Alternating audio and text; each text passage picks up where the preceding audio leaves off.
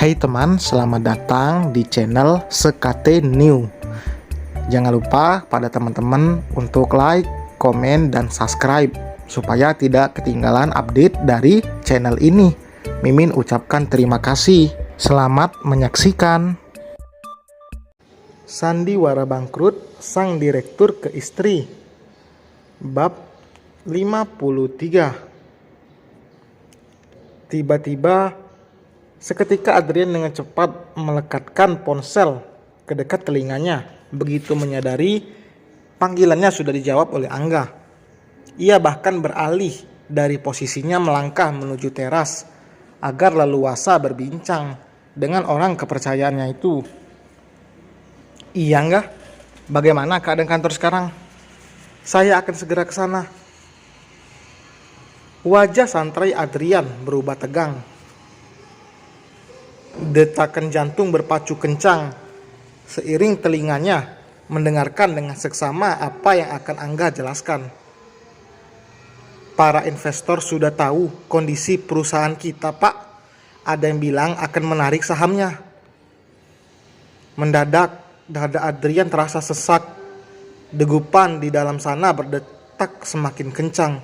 Napasnya memburu yang kemudian Adrian keluarkan perlahan setelah menariknya panjang. Jika seperti ini faktanya, maka perusahaan benar-benar terancam failit karena gagal produksi. Tak ingin membuang waktu, Adrian segera mengakhiri obrolan dan meninggalkan pesan pada Angga bahwa dirinya akan segera datang. Kebetulan juga Mairo nampak sudah siap dengan balutan kardigan yang menutupi atasannya dengan bawahan rok memayung.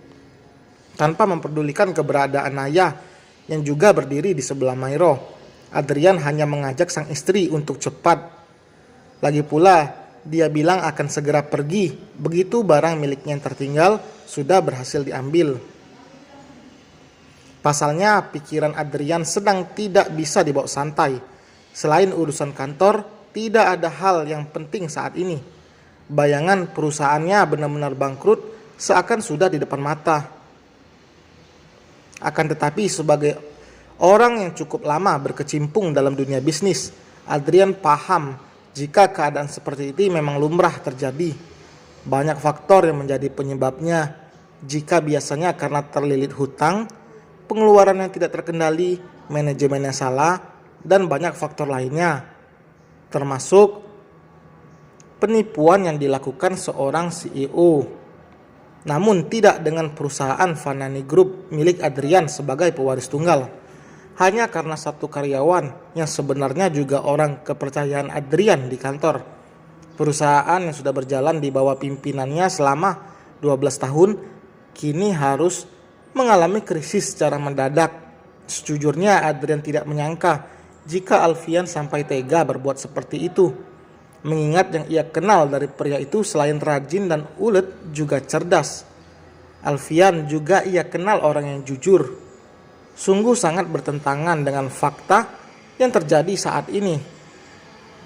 Apalagi masa jabatannya di kantor sudah hampir 8 tahun.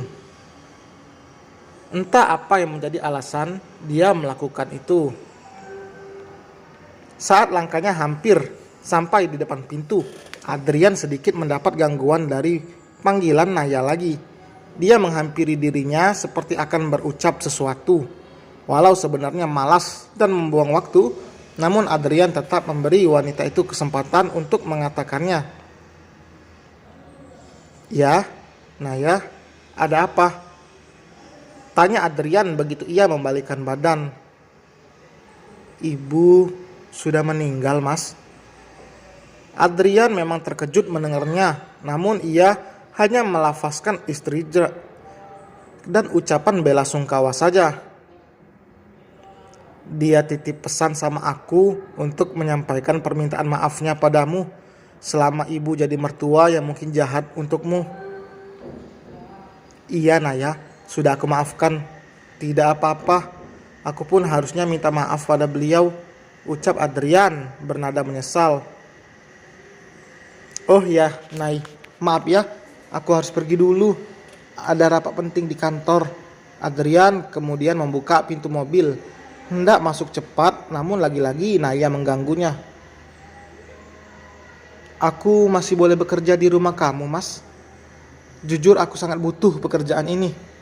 Aku butuh uang untuk menyambung hidup ke depannya. Aku nggak tahu harus mencari pekerjaan kemana. Pinta Naya memohon.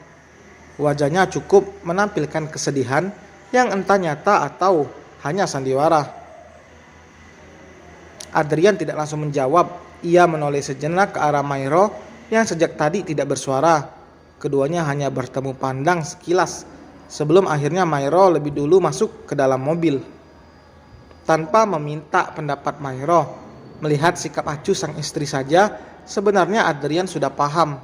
Terbukti ketika sebelumnya dia sempat menutupi keberadaan Naya di sini. Sudah pasti dia tidak ingin ada orang ketiga yang mengancam rumah tangganya tinggal bersama dalam satu atap. Naya, aku mohon, Mas, mungkin dalam jangka waktu 1 bulan saja. Enggak apa-apa kok, seenggaknya aku sudah dapat uang selama itu. Adrian dilema antara kasihan pada Naya atau menghargai sang istri yang secara tidak langsung memang menolak. Saat tengah berada dalam kebingungan, suara deru mobil dari luar pagar mengejutkan Adrian. Ia menoleh cepat, pun juga dengan Naya. Tak lama si pemilik mobil keluar, seketika membuat wajah Adrian mengembang sempurna. Pucuk dicinta, ulam pun tiba, begitu ucapannya dalam hati. Pria yang sedang melangkah masuk itu seakan membawa angin segar di tengah perasaan dilematisnya sejak tadi. Loh, katanya kamu sakit, Yan. Sorry ya baru jenguk kamu, sibuk soalnya. Axel, dia datang di waktu yang sangat tepat. Tidak peduli dengan ketidakhadirannya saat Adrian yang sakit kemarin. Justru saat inilah kedatangan dia sangat ia butuhkan. Udah sembuh kok, Sel. Ini aku mau ke kantor. Baguslah kalau begitu, saut Axel santai. Namun sepertinya ia belum menyadari keberadaan Naya di antara mereka. Pria itu masih fokus menatap Adrian, memastikan jika kondisinya memang sudah membaik. Oh iya, Sel, boleh minta tolong? Adrian berucap setengah memohon. Siap, kalau aku bisa aku bantu. Adrian tersenyum sebelum menjelaskan maksud permintaannya. Kamu bisa carikan kerja untuk Naya? Tanya Adrian. Mendengar nama Naya disebut, kedua bola mata Axel membulat sempurna. Dahinya berkeringat. Pikirannya, di mana Naya? Namun melihat tangan Adrian mengarah pada wanita di sebelah itu, ia langsung paham. Oh, walau terkejut, Axel berusaha bersikap biasa saja. Kerjaan apa? Tanyanya. Karena yang ia tahu Naya bahkan alergi pekerjaan kasar. Jangankan kasar, yang dia lakukan dulu hanya bersenang-senang tanpa memperdulikan apapun. Apa saja? Rumah tangga juga tidak apa-apa, sahut Adrian. Kebetulan kalau begitu. Omku lagi butuh orang di rumah. Kamu mau kerja di sana?